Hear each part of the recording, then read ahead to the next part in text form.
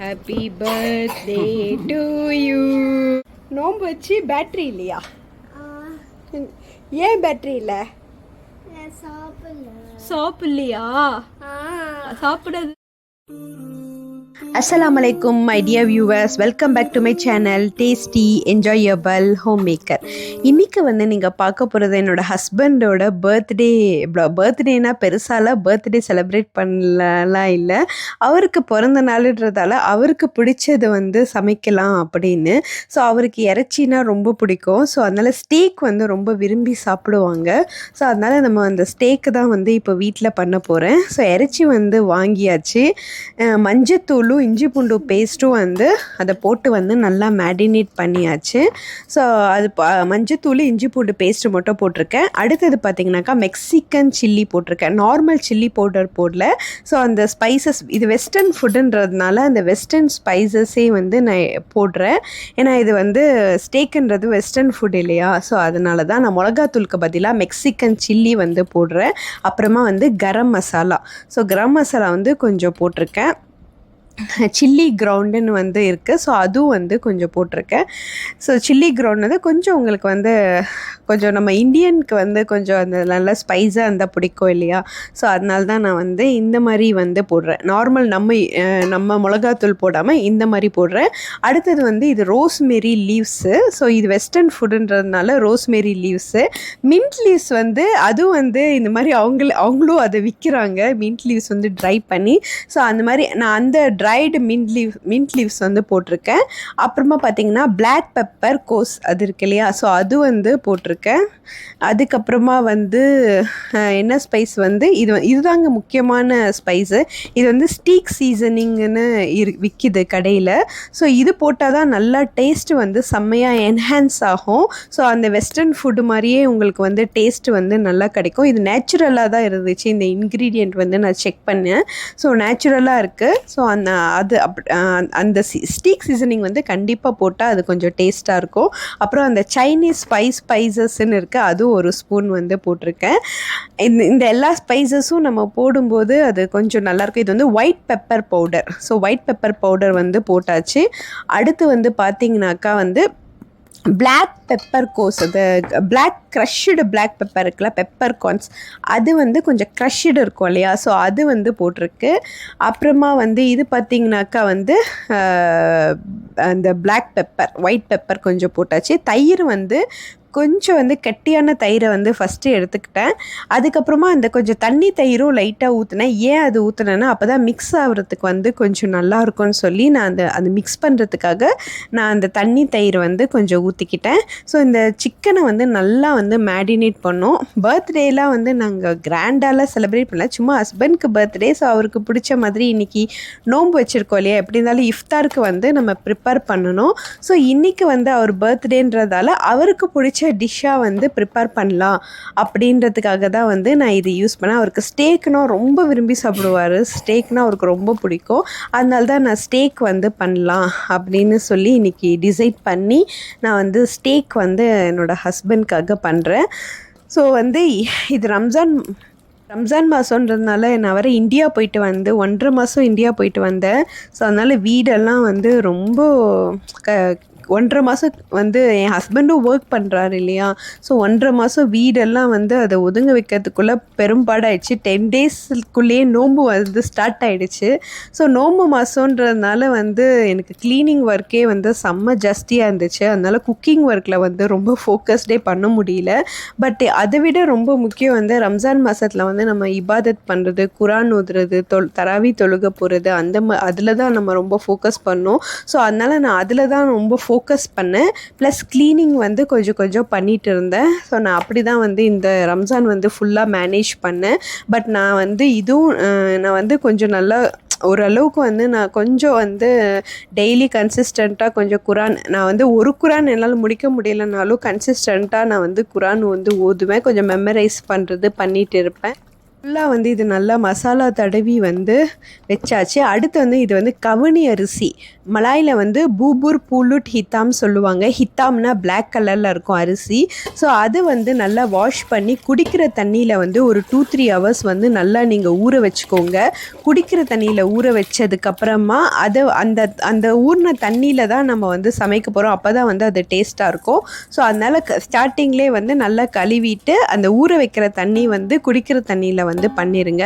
So அரிசி வந்து நல்லா ஊறணும், அது ரொம்ப முக்கியம். ஊறினா தான் வந்து நல்லாயிருக்கும்.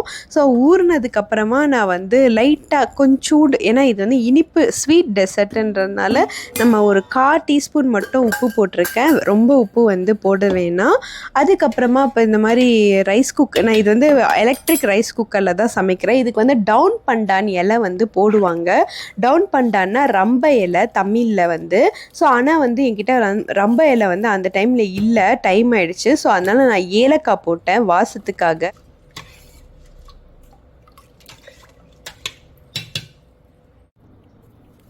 ஆனியன் வந்து கட் பண்ணிக்கணும். ஆனியன் வந்து பிளாக் பெப்பர் சாஸ் வந்து ப்ரிப்பேர் பண்ண போகிறேன். ஸோ அதுக்காக வந்து ஆனியன் வந்து நம்ம கட் பண்ணிக்கிறேன். ஆனியன் வந்து நல்லா வந்து சாப் பண்ணிக்கணும், பொடுசாக சாப் பண்ணணும். கையில் சாப் பண்ணால் வந்து கஷ்டமாக இருக்கும். ஸோ அதனால நான் சாப்பரில் போட்டு தான் வந்து சாப் பண்ண போகிறேன். இந்த காலத்து லேடிஸ் வந்து இந்த விஷயத்தில் வந்து நம்ம கொடுத்து வச்சவங்க. ஸோ நம்ம இது மாதிரி சாப்பரில் போட்டு வந்து நல்லா கட் பண்ணிக்கலாம். அதே மாதிரி வந்து கார்லிக்கும் நான் எடுத்துக்கிட்டேன். ஸோ உரிச்ச கார்லிக்கே வந்து நான் கடையில் வாங்கியிருக்கேன். ஸோ அந்த உரிச்ச கார்லிக்கில் வந்து சில பகுதி வந்து கொஞ்சம் கொஞ்சம் இந்த மாதிரி இருக்கும். ஸோ அதெல்லாம் வந்து நம்ம கொஞ்சம் அழுகுனது அந்த மாதிரி அந்த போர்ஷன்ஸ்லாம் எடுத்து கட் பண்ணிக்கணும். நல்ல பூண்டு மட்டும், நல்ல போர்ஷன்ஸ் மட்டும், ஒரு பூண்டு அப்படியே வேஸ்ட் பண்ணாமல் அந்த போர்ஷன்ஸ் மட்டும் கட் பண்ணி எடுத்துக்கிட்டால் அந்த பூண்டு நல்லாயிருக்கும். ஸோ பூண்டும் வந்து நல்ல பூண்டாக எடுத்து அதை அப்படியே வந்து மிக்சியில் இந்த சாப்பரில் போட்டு நான் அப்படியே நல்லா சாப் பண்ணிக்கிட்டேன். இது வந்து எனக்கு ரொம்ப ஹெல்ப்ஃபுல்லான ஒரு சாப்பரு. என்னோடய குக்கிங்க்கு வந்து இது ரொம்ப எனக்கு ஹெல்ப்ஃபுல்லாக இருக்குது. அதுக்கு இங்கே அதுக்கப்புறம் பார்த்தீங்கன்னாக்கா இந்த மாதிரி தான் வந்து நல்லா பொடுசாக வந்து சாப் பண்ணோம். அந்த பூண்டோட ஃப்ளேவர் வந்து அந்த சாஸில் வந்து இறங்கணும், அது ரொம்ப முக்கியம். ஸோ இதுதான் வந்து நம்ம நல்லா சாப்பாக வெட்டிக்கணும். அடுத்தது வந்து பார்த்திங்கன்னா இந்த கூலா மிளகா இருக்கு இல்லையா, அந்த பூபூர் பூலுட் ஹித்தாம் கஞ்சிக்காக இந்த கூலா மிளகாவை வந்து நல்லா கரைக்கிறேன். தண்ணியில் போட்டு வாட்டரில் போட்டு அந்த வெல்லத்தை வந்து நல்லா கரைக்கிறேன். அப்புறம் பிளாக் பெப்பரை வந்து லைட்டாக சூடு பட்டிக்கிறேன் அரைக்கிறதுக்காக. ஸோ இது ரெண்டும் வந்து இப்போதைக்கு பண்ணுறேன். பேட்ரி இல்லையா? ஏன் பேட்ரி இல்லை? சாப்பிடலையா? சாப்பிட்றதுனால என்ன இருக்கு? டயர்டா இருக்கா? பனாஸ் வேறையா மடி? எப்படி? சரி சரி. கிப்பாஸ் மறந்துட்டியா? சரி சரி, ஒன்றும் இல்லை. இன்னும் 1 hour தான் இருக்கு, அப்புறம் ரொம்ப தொந்தரலாம். ஓகே, நீ போய் தூங்கு, கொஞ்ச நேரம் போய் தூங்கு. கொஞ்ச நேரம் தூங்கு. தூங்கி முடிச்சோன்னு உனக்கு அம்மா சாப்பாடு வச்சிடும். ஓகே சாமை. ஸோ பிளாக் பெப்பர் வந்து நான் நல்லா வந்து மிக்சியில் வந்து அரைச்சிக்கிட்டேன். ஸோ நல்லா பொடியாக வந்து அரைச்சிக்கிட்டேன். இதுக்கப்புறம் பார்த்தா தேங்காய் பாலும் வந்து நான் மிக்சியில் வந்து அரைச்சிக்கிட்டேன். ஸோ தேங்காய் பாலை வந்து நான் வடிகட்டுறேன். ஸோ எதுக்குன்னா அந்த புலுட் கஞ்சியில் வந்து ஊற்றுறதுக்காக நான் வந்து ஃப்ரெஷ்ஷான தேங்காய் பால். இப்போ தான் வீட்டுக்கு வரீங்களா? பர்த்டேக்கெல்லாம் ஆஃபீஸில் எல்லாம் லீவ் கொடுக்க மாட்டாங்க, கரெக்டாக?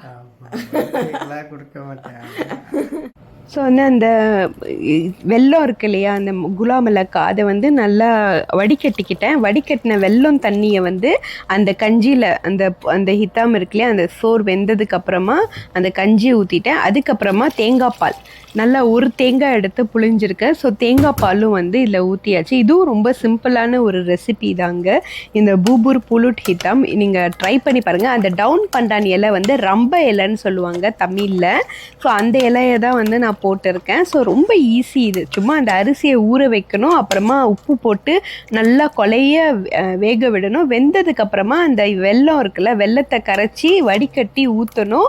அப்புறமா வந்து அந்த ரம்ப இலை போட்டு அவ்வளோதான், ஃபினிஷ். தேங்காய் பால் ஊற்றினா இந்த கஞ்சி வந்து ரெடி. ரொம்ப சிம்பிளான கஞ்சி இது. நெக்ஸ்ட்டு வந்து சாஸ் போடுறோம். என்னென்ன வந்து ஆயில் கொஞ்சம் ஊற்றிக்கிட்டேன். ஆயில் ஊற்றிக்கிட்டு பட்டர் போடுறேன். பட்டர் போட்டிங்கன்னா வந்து கொஞ்சம் டேஸ்ட் வந்து நல்லாயிருக்கும்.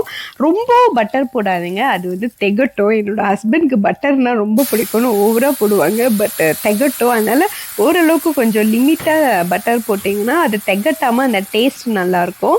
அதுக்கப்புறமா வந்து வெங்காயம் வந்து போட்டு நல்லா கொஞ்ச நேரம் வெங்காயம் வந்து வதக்கணும்.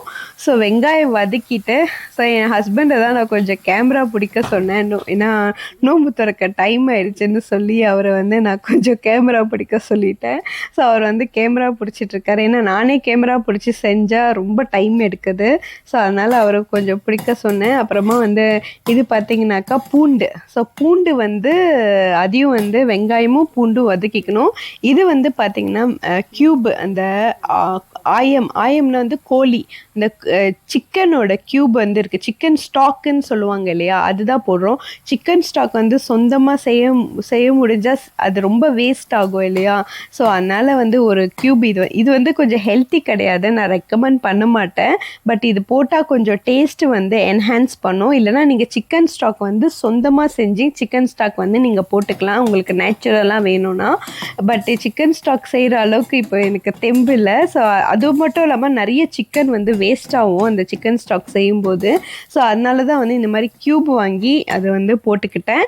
அதுக்கப்புறமா இது வந்து குக்கிங் க்ரீம்னு சொல்லுவாங்க. இந்த குக்கிங் க்ரீமும் வந்து இது வந்து ஃபுல்லாக ஒரு இது ஃபுல்லாக ஒரு டப்பா ஃபுல்லாக வந்து அதில் வந்து நான் ஊற்றிக்கிட்டேன்.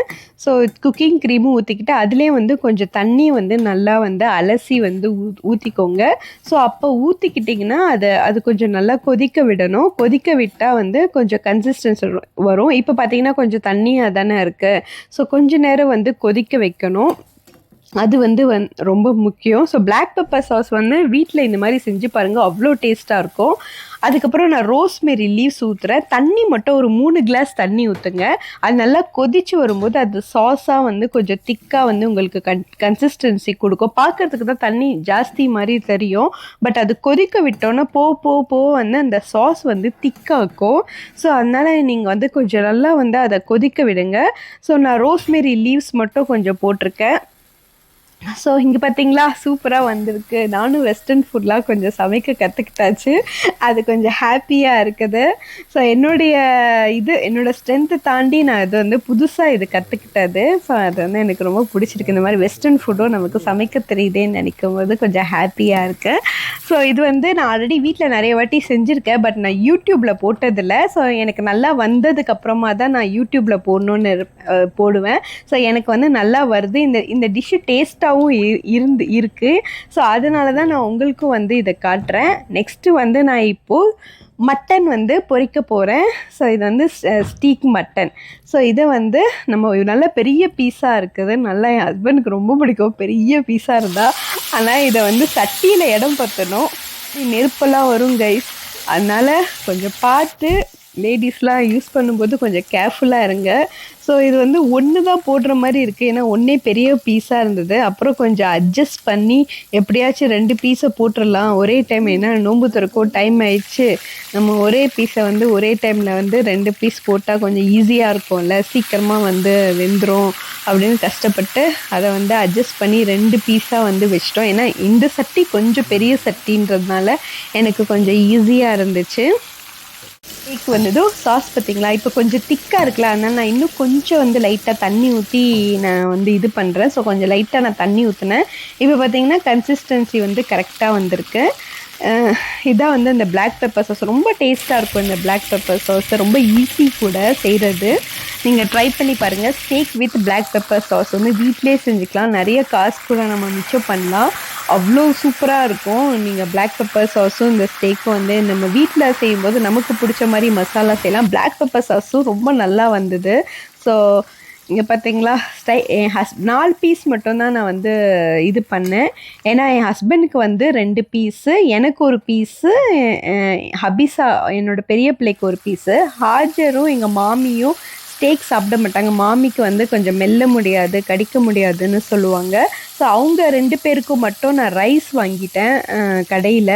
ஸோ இது வந்து என்னோடய ஹஸ்பண்டு, நான் ஹஸ்பண்டும் நானும் ஹபீஸா எனக்கு ஒரு பீஸ் போதும், ஹபீஸாவுக்கும் ஒரு பீஸ் போதும், ஹஸ்பண்ட்க்கு மட்டும் 2 பீஸ் ஸ்டேக் வந்து சுட்டுட்டேன். ஹாஜருக்கும் எங்கள் மாமிக்கும் வந்து அவங்களுக்கு வந்து ரைஸ் தான் வேணும்னு கேட்டாங்க. ஸோ அவங்களுக்கு ரைஸ் மட்டும் ஆர்டர் பண்ணியாச்சு. ஸோ ஸ்டேக் வந்து ஆல்மோஸ்ட் வந்து ரெடி ஆயிடுச்சு சூப்பராக. ஆக்சுவலி ஸ்டேக்கு வந்து நல்லாவே வந்துச்சு, சாப்பிட்றதுக்கு ரொம்ப நல்லா இருந்துச்சு. நான் இன்னொன்று கூட பொரிச்சு சாப்பிட்லாம் அந்த மாதிரி நான் நினச்சேன். பட் ஸ்டேக் ரொம்ப நல்லா இருந்துச்சு. நீங்கள் கண்டிப்பாக வந்து ட்ரை பண்ணி பாருங்கள், நிஜமாக நல்லாயிருக்கும். அதுக்கப்புறமா வந்து நான் ஸோ இது வந்து பூலுட் கஞ்சி எதுக்குன்னா வந்து பக்கத்து வீட்டுக்காரங்களுக்கு அந்த மாதிரி கொடுக்கலாம் அப்படின்னு சொல்லி. உட்காரு டயர்டாக இருக்கா? பூலுட் கஞ்சி வந்து என்னோடய ஹஸ்பண்ட்க்கு ரொம்ப பிடிக்கும். இது வந்து யாருக்கு பூலுட் கஞ்சி பிடிக்குமோ ட்ரை பண்ணுங்கள், ரொம்ப நல்லாயிருக்கும். இது வந்து பிளாக் பெப்பர் சாஸு, ஸ்டேக்கு, இது வந்து சாப்பாடுன்னு சொன்னேன்ல ஹபீஸாக்கும் எங்கள் மாமியாருக்கும்.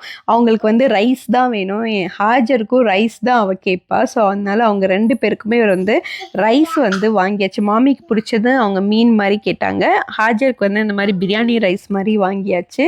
கேக் வந்து அவங்க பாஸ் வந்து கேக் கொடுத்தாங்கன்னு நான் ஆல்ரெடி ஷார்ட்ஸில் போட்டிருப்பேன்.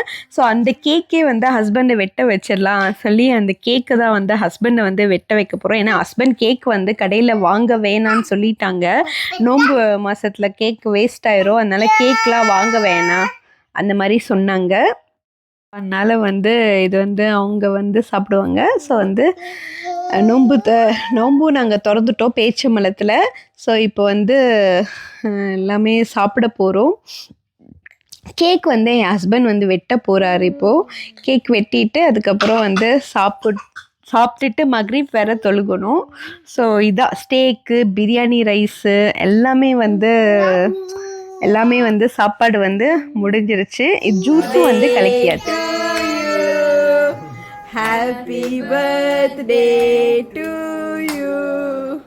Happy birthday to you. Yay! Happy birthday.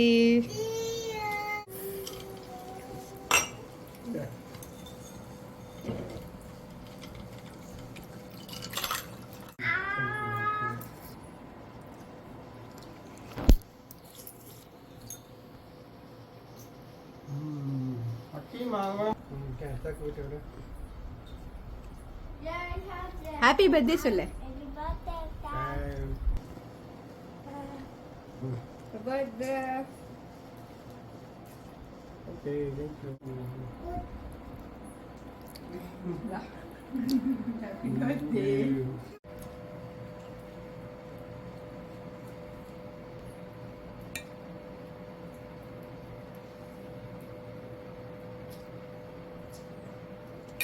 Happy birthday to you. Happy birthday to you. Happy birthday. டேஸ்டே பார்க்காம சமைச்சது. சூப்பரா இருக்கு. நல்லா இருக்கா? அடுத்து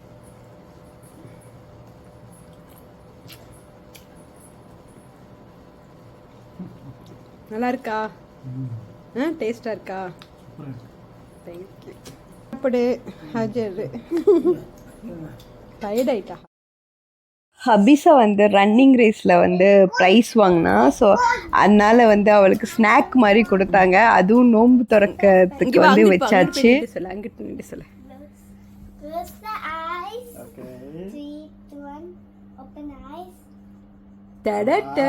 என்னது என்ன கொடுத்துருக்கா? Maaf zahir batin, love பண்ணிருக்கா. Selamat Hari Raya Aidilfitri. உங்களை வரைஞ்சிருக்கல, அது நீங்களா? ஓ இதா? ஓ நான் தொழுறத வந்து வரைஞ்சிருக்கியா? ஓகே.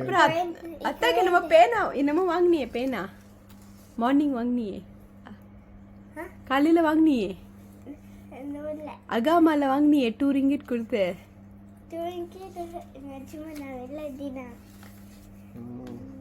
இதெல்லாம் அவதான் பண்ணா. பண்ணிருக்கா டாடியா டாடி